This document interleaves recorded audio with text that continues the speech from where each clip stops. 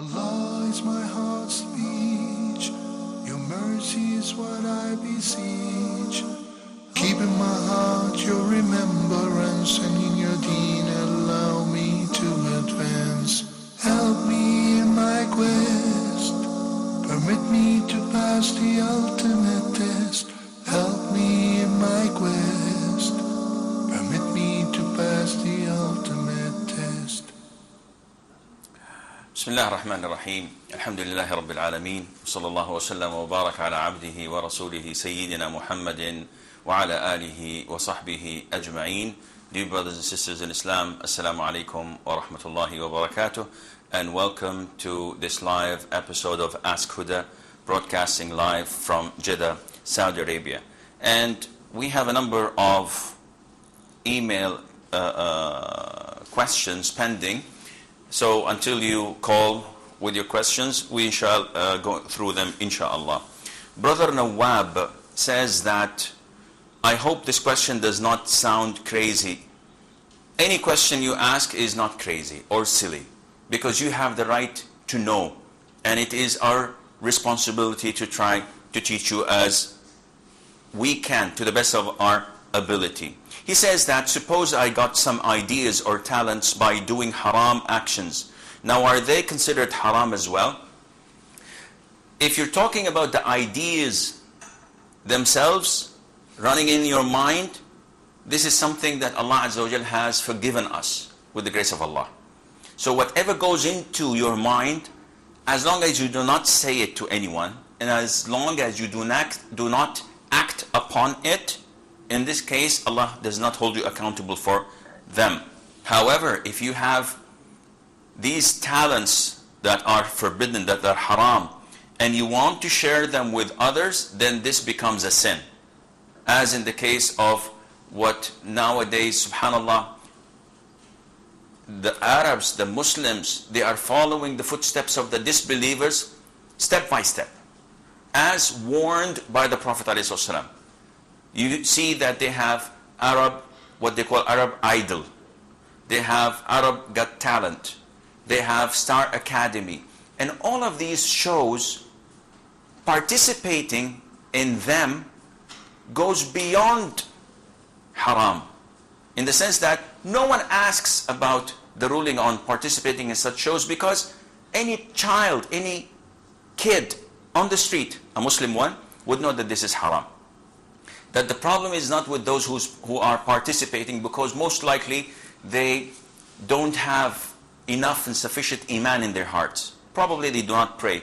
And if they pray, they don't know what they're praying, because being indulged in such haram activities shows how weak their iman is. The problem is with those who watch it. The problem is with those who sponsor it. And if we were true and real Muslims, those who advertise, those who support and sponsor these shows, we would have boycotted them. And we would have made their sales plunge and go down, instead of buying more and more as form of gratitude to them for bringing such shows. So this is not permissible at all to participate or to watch even.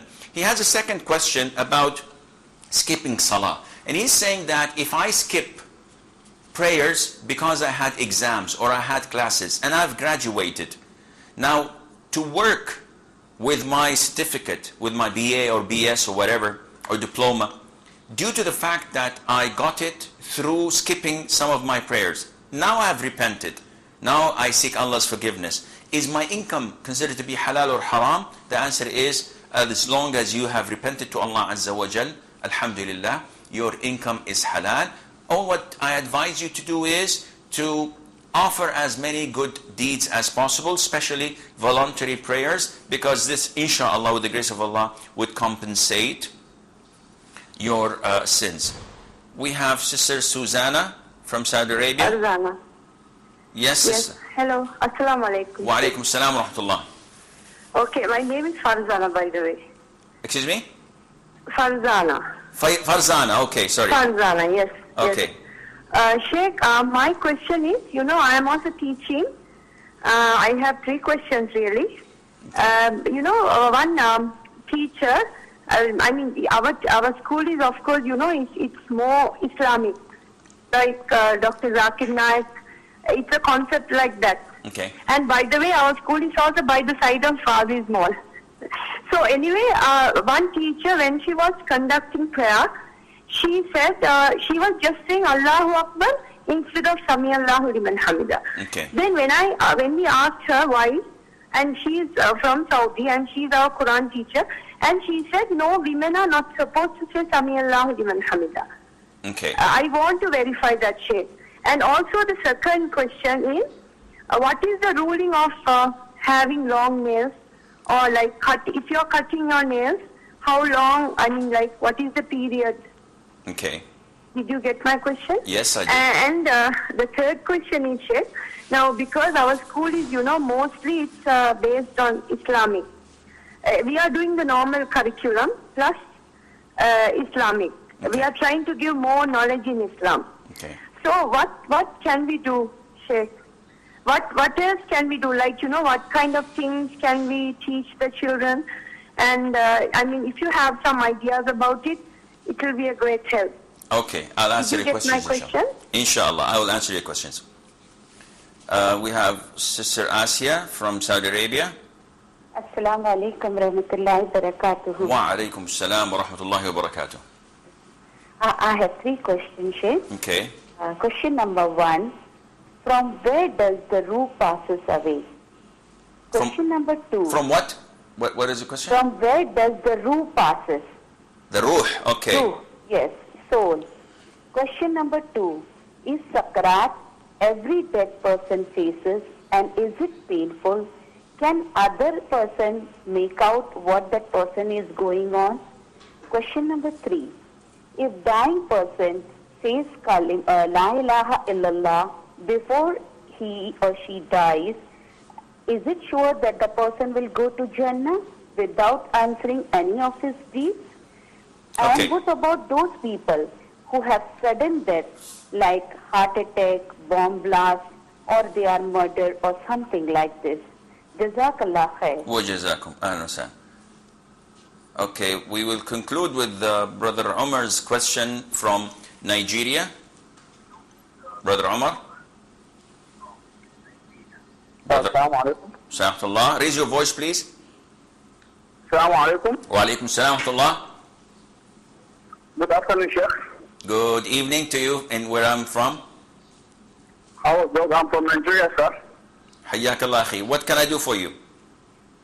Please, sir, my question are two. I have two questions for you, sir. Okay. The first one is that during Hajj time, if the person removes his ihram before he bat his hair, Hajj.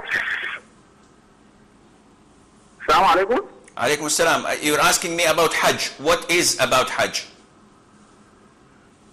Our question is that during Hajj, after the first stoning, After the first stoning on the day of after Eid. the stoning of Jamrat, Okay. before a person bat his hair, then he removes his ihram. After you remove the ihram, then there is one teacher before you that said that you have to take the ihram back. So you will bat your hair before you remove it again. And another scholar said that if you remove your ihram before you bat your hair, you have to do sa'i. You have to slaughter a ram. Okay. So far my question is that if a person removes his ihram before he bat his hair, if he has accepted also he buy a ram and salary, that's my question, sir. Okay, the second question. Yeah, it's the question, sir. Okay, I got your first question. The second question, I did not understand it. Okay, the second question is that, sir, about the hearing of hair, barbing of hair, sir. About what? Barb of hair, here, you are here. Okay, your hair. Okay. Yeah, there are some scholars that said that barbing of hair, Assalamu alaikum. Wa alaikum salam. Okay, I'll answer you. Okay. Right. I only could get the first question, unfortunately. Farzana from Saudi Arabia had 3 questions. The first question is, local teacher, while praying, instead of saying Sami Allahu liman hamidah when raising from the ruku', she said Allahu Akbar. And she justified this by saying that women are not supposed to say Sami Allahu liman hamidah, and this is not correct. This is completely not correct, because the Prophet said, pray as you have seen me pray. And there is no difference between women's prayer and men's prayer, generally speaking. So this is completely unacceptable, and she has to pray, she has to offer 2 prostrations of forgetfulness, sujood as-sahw, because she replaced something with something else. As for the fingernails, how long can it be? It is part of the sunnah and the fitrah, as in the hadith of Aisha, may Allah be pleased with her, in Sahih Imam Muslim, where the Prophet ﷺ said that there are 10 characteristics or qualities of fitrah, of nature, of whatever, and he specifically said that clipping the fingers. And in the hadith of Anas ibn Malik, may Allah be pleased with him, he said that the Prophet ﷺ timed for us over 5 things. Among them is clipping the fingers, 40 days. So some scholars say that it is permissible to leave the fingernails up to 40 days. Imam al-Nawawi, may Allah have mercy in his soul, said that this is depending on each person, because some people have the habit of growing their fingernails in a couple of days, and some it would take them maybe 10 or 20 days to grow a little bit. So it depends from one person to the other, but the trend is that Muslims should not keep their fingernails. They should always clip them, because they wash a lot of impurities when they defecate, when they enter the bathroom, and having it is unhygienic, and it is ugly, and it resembles the disbelievers. Muslims don't have fingernails. They don't even put manicure, red manicure on it. When you look at some of the women nowadays with long fingernails and red manicure on top of that, you think that they are beasts, and lionesses have just gone through one of their preys and killed them. So this inshallah answers your question. As for the school, she's asking what else can we do. I have no idea. I have to assess your school and see what curriculums you're teaching and the methodology you are following. But the most important thing in a school that wants to be Islamic is the character of the teachers and how they deal with the children or with the students. They should not lie, they should not cheat, they should not abuse, they should not talk with the children from their ivory towers. They should come down to their level, try to be friends with them, try to give them sincere advice as if they are their elder brothers or as if they are their fathers. As for Sister Asya, she says that where does the soul comes out from? I have no idea. This is my knowledge of the question. We know that the hadith of Salama, may Allah be pleased with her, that the Prophet ﷺ, when he entered the house of Abu Salama while he was dying, when he died and passed away and his soul went out, the Prophet ﷺ closed his eyes and said that the first thing that follows the soul when it's departing is the eyesight. So where does it come out from? I have no idea about this. She's saying that the sakarat is what a person dying passes through, from pains and agony, from feeling of losing power. These are all called sakaratul maut, the death, how you call it, I don't know how you can describe it in English, but it's the feeling that you get as if you're intoxicated, the drowsiness, etc. So she is asking, how is this happening, and can the people feel it and see it? Yes, those around you can sense it. And the Prophet ﷺ used to have a lot of it, and he used to tell Aisha that death has a lot of these sakarat. But if a person is dying in his sleep, he'll have it, but you will not be able to see it. And final question is that if a person dies and says La ilaha illallah, he will enter Jannah, as in the hadith. If this is the last thing that he says, the Prophet tells us a glad tiding that he will enter Jannah eventually. But what about those who have a sudden death, who die in their sleep and who are unable to say this? Well, this is their luck. The Prophet told us, alayhi salatu wasalam, that the sudden death is the death of someone seeking a vengeance, and that is Allah Azza wa Jal is angry, most likely, usually, with those who die a sudden death. But if a person was all the time practicing, praying, doing his rituals, mashallah, avoiding haram, and he dies a sudden death, this does not mean that it's a bad ending. But those who end their lives with saying Ashhadu an la ilaha illallah anna Muhammadan Rasulullah, this is a good sign, inshallah. But it's not the opposite. If people die suddenly without being able to say it, this does not mean that it is a bad death. Umar from Nigeria, his question was that some scholars say that if you do not offer tawaf al-ifada, which is the pillar of Hajj, going around the Kaaba, with your ihram on the first day, which is Eid, the 10th of the Hijjah, and the sun sets, you have to put on your ihram again, because we know that you can take off your ihram if you throw the first stone, Jamarat al-Aqaba, and you shave. If you do these two, you can remove your clothes. But in order for you to be able to have marital relationship with your wife, you have to offer the tawaf, which is called as tawaf al-ziyarah, tawaf al-ifada, or tawaf al-hajj. It's a pillar of hajj. Some scholars say that if you don't do this and the sun sets, you have to wear your ihram once again, but this is not an authentic opinion, and the majority, the vast majority of scholars differ with this, and there are lots of evidences backing it up. I believe we have Sister Hajar from Saudi Arabia. Hello, Assalamu alaikum. Wa alaikum assalam wa rahmatullahi wa barakatuh. I'm from Malaysia and I'm working in Jeddah. Okay. Okay. You know, when we're going for vacation, usually we have to go to Makkah to do tawaf wida. No. No, that's what we are taught. Before we go back to Malaysia for vacation for 32 days or 40 days or 1 month away, we are leaving Jeddah. Usually we go to Makkah and we do tawaf wida. No, you don't have to do this. Tawaf al-wida is only for those who performed Hajj before leaving Mecca, going to Jeddah or anywhere else. They have to offer their tawaf al-wida. Other than that, no.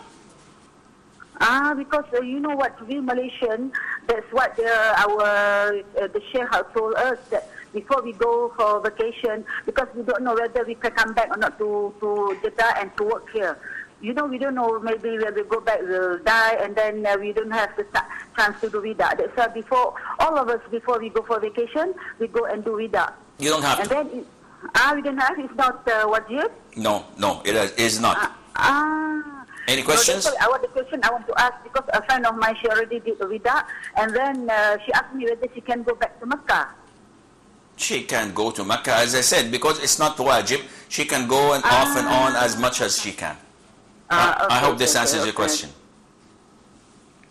Okay. Brother Abdul Malik from Nigeria.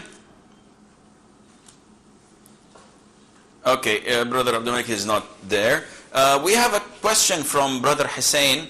He is asking, is it allowed in Islam to teach women directly as we do that for gentlemen? So he's concerned that are men allowed to teach women directly as they do with gentlemen, with brothers? And the answer is no.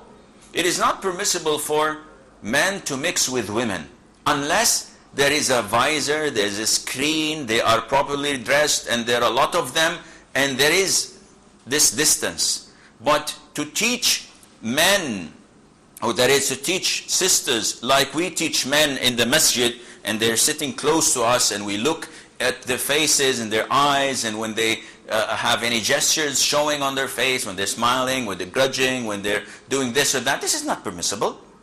And alhamdulillah, there are lots and lots of women who are students of knowledge that you can seek knowledge from them. Why go to men? What's the point? So, and this does not only happen in teaching Islam. Unfortunately, I've received so many questions from sisters, pregnant sisters, wanting to deliver with a male doctor rather than the hundreds of female doctors. And when you ask them, why do you do this? They said, well, we're more confident with men. And I said, what does your husband say? He says, oh, he's backing me up all the way. I said, well, may Allah, I give you my condolences because your husband is not a man. How can he allow such a thing when there are lots and lots and lots of women that are professional, that are capable, and they've been doing this for all of their lives? What is delivery? What is labor? Women have been delivering babies since Eve, since Hawa, peace be upon her. And it's not rocket science. So we should always try to segregate and keep men away from women for both of their sake, for the sake of both of them. And it has nothing to do with bad intention. It's simply a precautionary measure. Prevention is far greater than cure.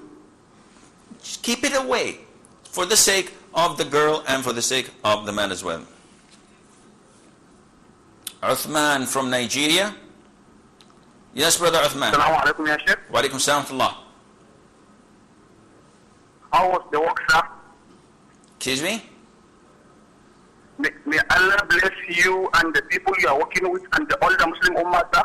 Ameen. Jazakallah khair, ya akhi. What is your question? Sir, my question is about modesty. Okay. Sir, so the scholars are saying, be caution with what your eyes will be seen. The scholars are saying what? Hello, Sheikh? Be caution with what your eyes will be seen. I didn't get that. Your Hello? your eyes would be thin? Yeah, be caution with what your eyes will be seen in the public. But check. There are some certain states like that of ours. Anywhere, any place, you will be seeing ladies on modest. That is without a good modest dress. Okay. So, sir, my question is that, what is our status in that condition, sir? Anywhere you will be seeing ladies without a good modest dress.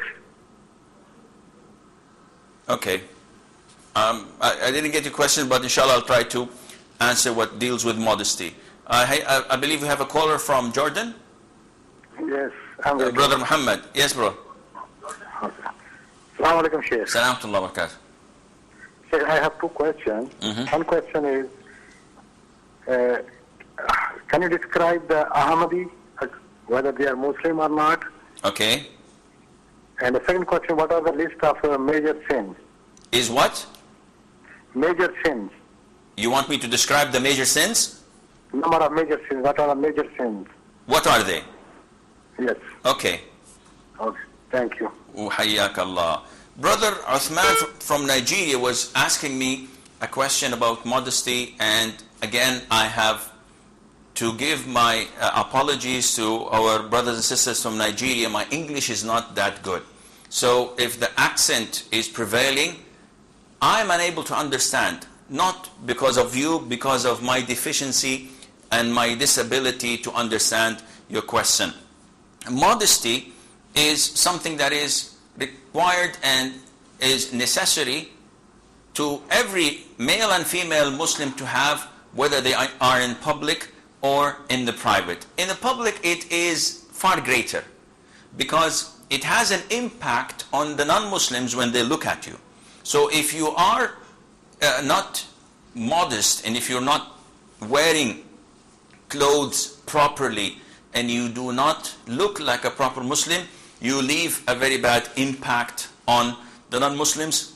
And I've stated this somewhere, that we must call others to Islam not through our rhetoric and preaching, because everyone preaches. We must call others to Islam through our actions. We have to walk the talk. And the least you could do, if you are unable to call people to Islam, the least you could do is not make them turn away from Islam by your lying, by your cheating, by all these acts that are not adding any value. On the contrary, it is harming Islam. Brother Muhammad from Jordan is asking me, what do you think of Al-Ahmadi group? Well, the Qadianis, the Ahmadis, the Baha'is, they, to my knowledge, have the same ideology. They have a lot of things going against Islam, and they are not considered to be Muslims. Muslims are known.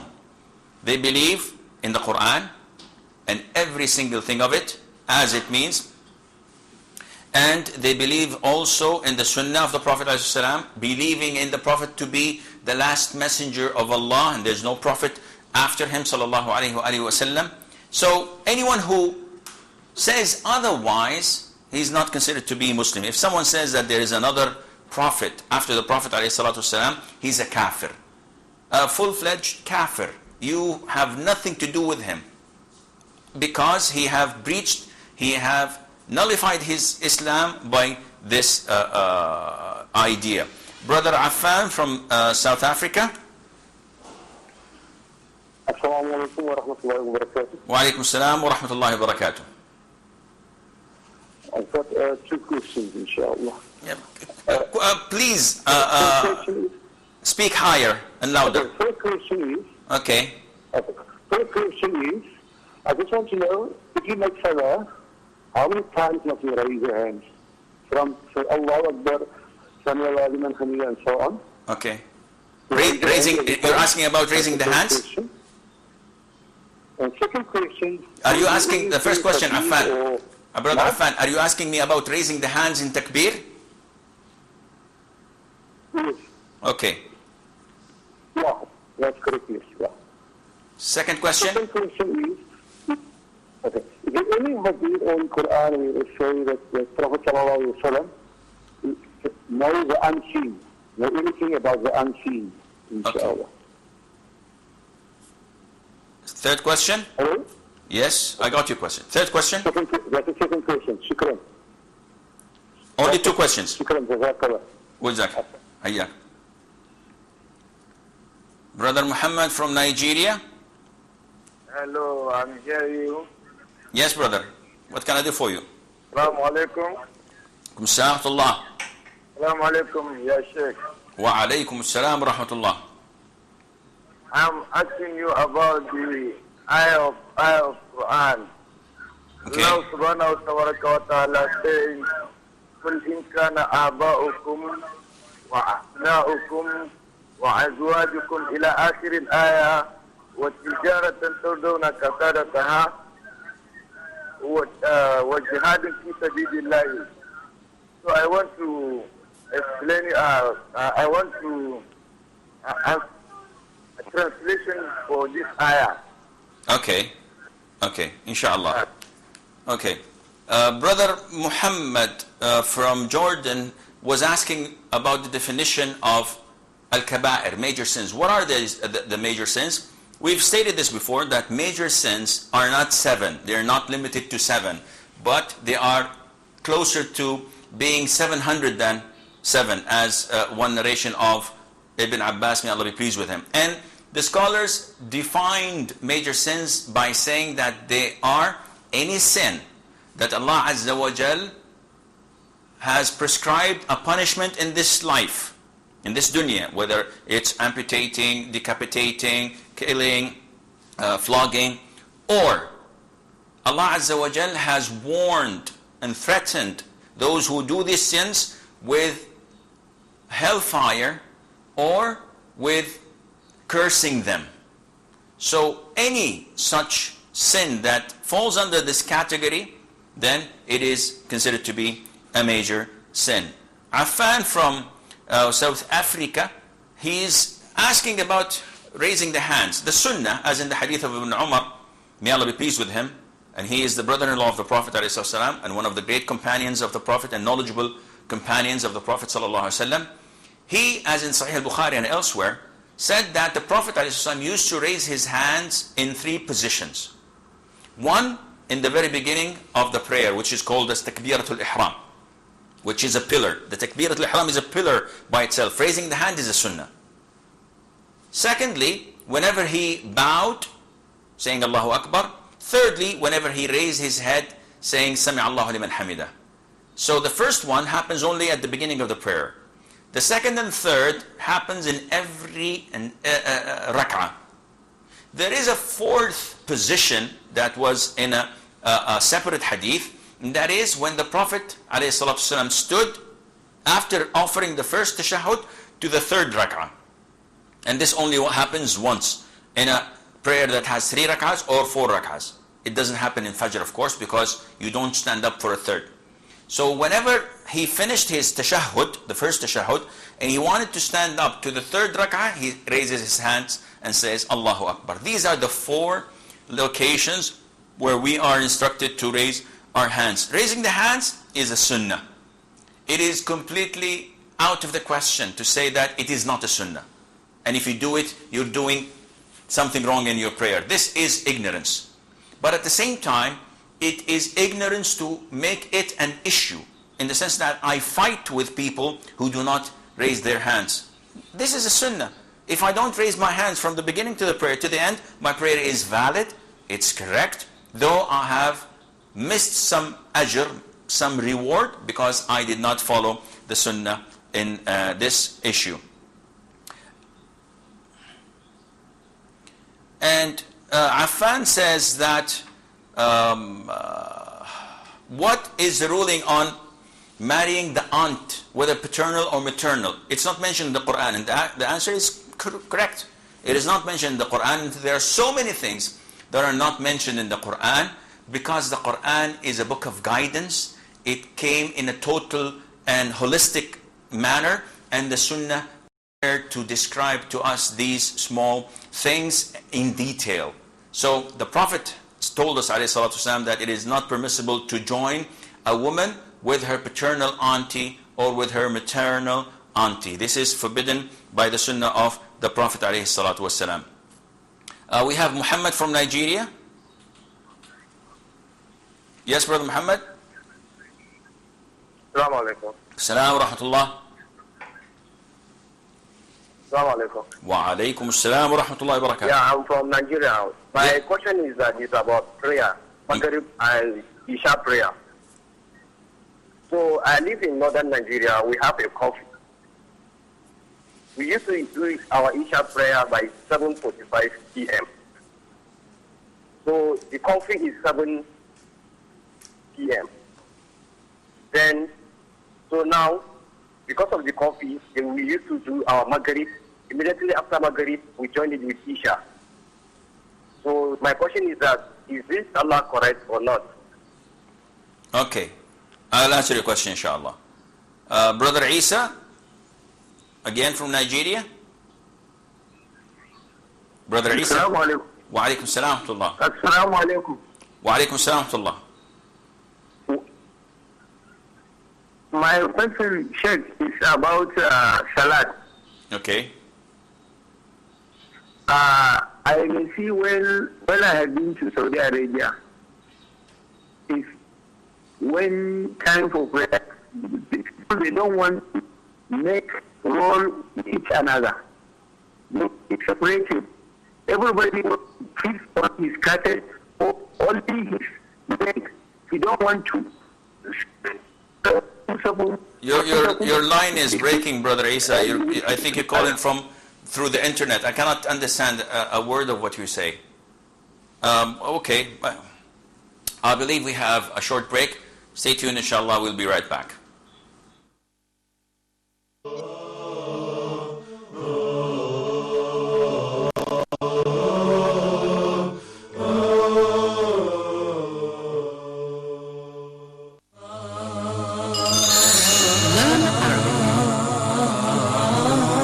As everyone knows, today Arabic is considered as very important, very significant language. How can we produce the sound, the state of voicing, place of articulation, the manner of articulation? So in Arabic, the words which are written are pronounced. We will learn how to write and pronounce Arabic letters correctly in depth. Explanation via board and presentation with many other important factors. And we have today more than 300 million people speak Arabic language. Not only in the Middle East, but you can find a lot of people speak Arabic language in Asia, Europe, North America, and in South America. What are you waiting for? Grab your notebook and pencil and stay tuned for Learn Arabic at Huda TV.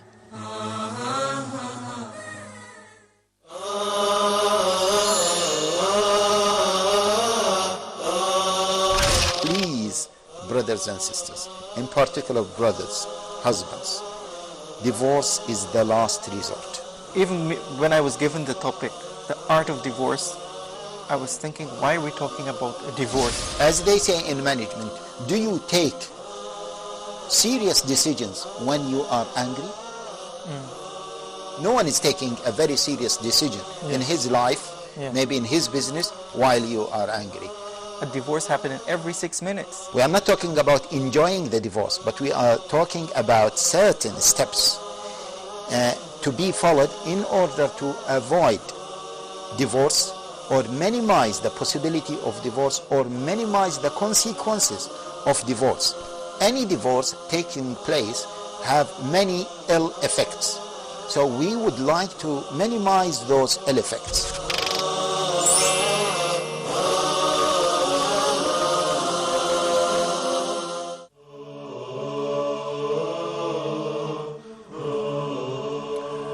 Assalamu alaikum and welcome back. Brother Muhammad from Nigeria was asking about ayah قل إن كان آباؤكم وأبناؤكم وأخوانكم وأزواجكم وعشيرتكم وأموال اقترفتموها وتجارة تخشون كسادها ومساكن ترضونها أحب إليكم. This ayah in Surah At-Tawbah, Allah Azza wa Jal is giving a clear warning to the people that if all of these mentions, your fathers, your offspring, your brothers, your wives, your tribes, your trade, your houses, etc. If all of these things were more favored by you than Allah Azza wa Jal and His Messenger, and to offer jihad in His cause, in Allah's cause, then await and anticipate, because the wrath and punishment of Allah will come to you shortly. Brother Muhammad, the other Muhammad from Nigeria, was asking about the curfew happening in Nigeria, and I pray to Allah Azza wa Jal that Allah subhanahu wa ta'ala would restore the calm and tranquility and the peace over the people of Nigeria, and make life harmonious there, and would make things better than it used to be, inshaAllah, with the grace of Allah, and after that with the wisdom of the Muslim scholars there and the Muslim leaders. He's asking about the curfew and the ruling on praying Isha, combining it at the time of Maghrib, because they are allowed to pray Maghrib in the masjid, but 7 o'clock they have a curfew, and the Isha is prayed at 7:45. So can they pray Maghrib in the masjid and afterwards pray Isha joining it? And the answer is, inshallah, yes, this is permissible due to the fact of how things are being run in Nigeria. I believe we have Sister Aisha from Saudi Arabia. Yes, sister. Assalamu alaikum. Wa alaikum assalam wa This is what is the ruling on offering salah after eating raw onion or garlic? Do we need to make a new wudu before going to offer salah to masjid, or is it well, or we can pray at home without making a fresh wudu? Okay, I will answer. Any more questions? And what about the women and children? Do they need to make fresh wudu even if they pray at home after eating raw onion and garlic? Okay. And also the ruling on eating camel meat. Do we need to make a new wudu? Jazakallahu khair. Sister Aisha is asking about the ruling on eating onions and garlic, raw onions and garlic. Does it nullify or affect your wudu? The answer is no. Whether you're male or female, it does not affect your wudu at all. It affects those who are praying next to you. And that is why the Prophet said, alayhi salatu wasalam, whoever eats from garlic or onion should not attend the prayer in the masjid, because the angels are harmed by what the sons of Adam are harmed by. So this indicates that the people in the masjid will be offended, will be harmed by the smell of onion and garlic, and that is why you cannot go to the masjid. Even if you perform fresh wudu, the smell would still be there. So it is an excuse for a man, it's a legitimate excuse if he eats garlic or onions, raw that is, and the people will be offended from his smell, that he prays in the house. He must not pray in the masjid. Women, likewise, it doesn't affect their wudu, it doesn't affect their ablution. If they pray in their homes, this is what they're supposed to do. If they want to go to the masjid, it is forbidden for them to do so, as long as this smell remains. As for eating camel's meat, the hadith in Sahih Imam Muslim states that yes, you must offer wudu after eating camel's meat. And the Prophet was asked, ﷺ, should we offer wudu after we eat camel's meat? And he said yes.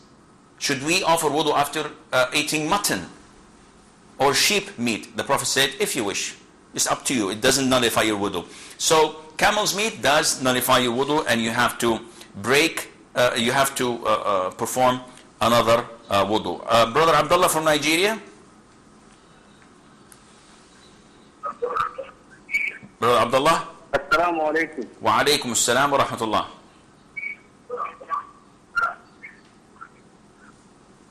Sheikh, my question is on transaction business. I'm unable to hear you. Can you turn down the volume? I own. Listen to me from the phone. Don't listen. Turn down the volume. I own a small factory. Okay. And I used to produce goods for sale. Okay. And what we are producing, the quality of what we are producing is not up to the standard. Due to the buyers, they don't usually buy something that is in higher price. So they know that what they are buying is not up to the standard that they need. But due to the situation, they used to buy it as such. And to be sincerely, we the producers, we want to manufacture what is the requirement, what is required by the production ministries of production part. So, and really we are trying to meet that standard. So, is it lawful to continue the strategies like that, or if not? Okay, I'll answer your question, inshallah, Abdullah. Brother Amin from Saudi Arabia. Yes, Assalamu alaikum, Sheikh. Wa alaikum assalam wa rahmatullah. Sheikh, I have a question. Okay. There is some banks which offers loans, and they say that it is permissible because they have a Sharia board with them, and they charge some amount which they call it as profit. And they have Sharia with scholars on this board of directors in that bank. So my question is, can we take this loan and with their profit to repay back the money? What bank is it? It is Saudi British Bank. Okay. I'll answer your question, inshallah. Brother Abdullah from Nigeria has an issue that he has a factory and he produces goods from that factory, yet the standard, the quality of these goods are not top-notched. But they're adequate because the consumers, those who buy it from him, they're satisfied with the quality. So he's saying that, is this permissible or not? To know what is permissible or not, first of all, you have two entities, the producer and the consumer. If there is agreement in between them and the consumer knows that this is not as adequate as preferred, not to the standard. He knows this, and you are not cheating him, and you're telling him the truth, and he's buying it. The sale is permissible. However, it is not permissible for you to go against the regulators. So the government, when they have this quality and assurance and the standards committee or ministry that is responsible on monitoring and checking and auditing the level or the standard of the goods being produced, it is their job to ensure that their citizens get at least a minimum of so-and-so quality, the standard of so-and-so. So by doing this, you are compelled. It is a must for you to reach to that very minimum standard that is approved by the government, and then inshallah your money would be all halal, because the consumer is happy, you're happy, and you're meeting the requirement of the government. Okay. Okay, Brother Riyadh from Oman.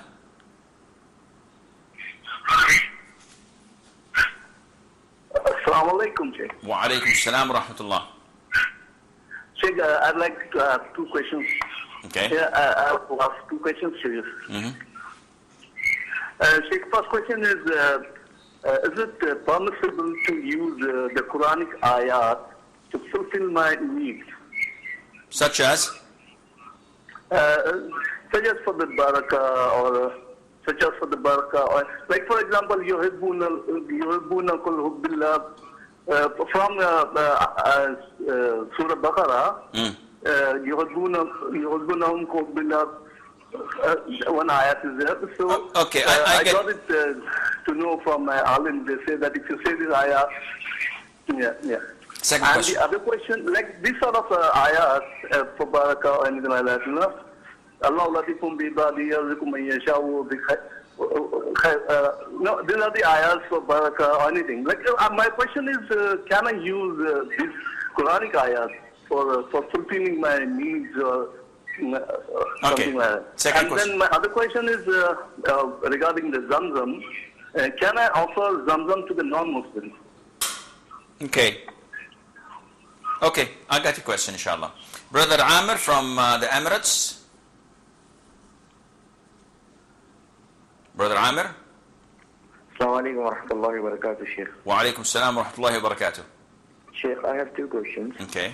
Question number one is it permissible for a Muslim lady, Muslim sister, to go with complete hijab with the driver of the home for buying the things in the absence of her husband, because her husband is busy in a meeting or in office during the office hours, and it is very important for her to go to pick the kids from the school as well as to bring the stuff for the home. That's number one. Number two question, Sheikh, is it permissible if it's necessary for a sister or for a Muslim lady with hijab to seek the medication from the hikmah, yani hakim, not allopathic doctor, for her pain in her body and her spinal cord? Is it permissible as per Sharia? So this he is not a medical doctor, but he is a practitioner. No, he is basically hakim. He's not a allopathic doctor. He's like doing with hakim. I don't know the words of hakim to be translated in English, but he's not an allopathic doctor, Okay. like an MBBS doctor. I will answer your question, inshallah. Jazakallah khair. Jazakallah. So we through with Brother Abdullah's question from Nigeria. Brother Amin from Jordan was asking, I think he's from Jordan, maybe somewhere else anyway. He's asking about having a loan from an Islamic bank. And he's asking about SAB Bank, which is not fully Islamic. It has an Islamic division, Islamic branch, and like any other conventional bank, if they have an Islamic branch, you have to go and check their dealings. Having a loan from any Islamic bank is forbidden. Because they don't go and say, listen, this is 100,000, you'll return it over a year, 110 or 120. No one does this. But what they do is they sell you a product that they have, which you in turn can sell it elsewhere with a loss, a little bit of loss, and then you pay them in installments. This is halal with conditions. The first condition is that they own this product that they're selling it to you prior to any financial commitment from your side. So if I go to this bank and I tell them, listen, I would like to buy something that is worth 100,000 riyals. They say, okay, sign these papers, this commitment, transfer your bank to your account to our bank, your salary should come direct to our bank. After that, you've committed it, they go and buy to you or for you rice, iron, cement, they buy a car, they buy a property, whatever they want to buy, but after they've guaranteed their right, in the sense that you cannot say, listen, I've changed my mind. You're already committed. This is haram. Hadith Hakim ibn Hizam stated that the Prophet said, do not sell except what you own. So if this is applicable, then it is halal, in the sense that I go to this bank and I say, listen, I need a car of so-and-so specifications. And they tell me, look at their warehouse, we have this car of yours. Look at it, it's ours, and these are the papers to prove it. In this case, it's permissible for you to buy it, whether you buy it for 10, 20, or 30% more than the original price. This is permissible because you are paying it in installments. But you have to, first of all, fix the final amount so that there would not be any room for maneuver or increasing the interest rate, which would be conventional interest and riba. Secondly, when you buy this product, you cannot sell it back to them again, because then it would be ina. So you have to take this product from them, which they previously owned before any financial commitment from your side, and sell it elsewhere. You go and sell it in the market, you'll get loss, maybe not, but you cannot sell it to them or to those whom they bought it from, because then it would be like organized tawarruq, they call it. They buy it from X, X sells it to them, they sell it to you, and you sell it back to X. So it's a triangle, and the merchandise is still on the floor, on the ground, has not been moved. It is a trick only to give money and to take money more than that. Riyadh from Oman, he's asking about using the verses of the Quran for barakah. So there are, as he was advised by his sheikh or by his learned person, that there are certain verses when you recite them, things would happen to you. So if I'd like more money, I should recite this verse and that. And if I'd like to get, for example, my eyesight checked, I'd like to get rid of my glasses, so I have to read these verses of the Quran. All of this is not part of Islam. Because if it were part of Islam, the Prophet would have sallallahu alaihi wasallam, told us this. And if so many times people ask about Surah Al-Waqi'ah, and that there is a hadith stating that it prevents poverty, and I would tell them this is a fabricated hadith. And if it were an authentic hadith, give this Surah Al-Waqi'ah and make all the people in the famine-struck areas or in the impoverished areas to say it, and they cannot say it and they will not be rich. So this is not permissible. Using Zamzam for non-Muslims or giving it to non-Muslims, it's okay. It's a normal water. It can be used. Brother Amr from UAE, a Muslim woman going with the driver, if she's alone with him in the car, this is forbidden. There is no excuse, none whatsoever. The Prophet said, when a woman and a man are in seclusion, the third one with them is shaitan. So with the driver and that sister is a shaitan. Going to a hakim, to a practitioner who is not a medical doctor, but he's someone who's experienced in traditional medication. If he's good and he is trustworthy, he knows what he's doing, this is permissible, and Allah Azza wa Jal knows best. I'm afraid that this is all the time we have. Until we meet next time, fi amanillah, wassalamu alaikum wa rahmatullahi wa barakatuh. mercy is what I beseech. Keep in my heart your remembrance, and in your deen allow me to advance. Help me in my quest, permit me to pass the ultimate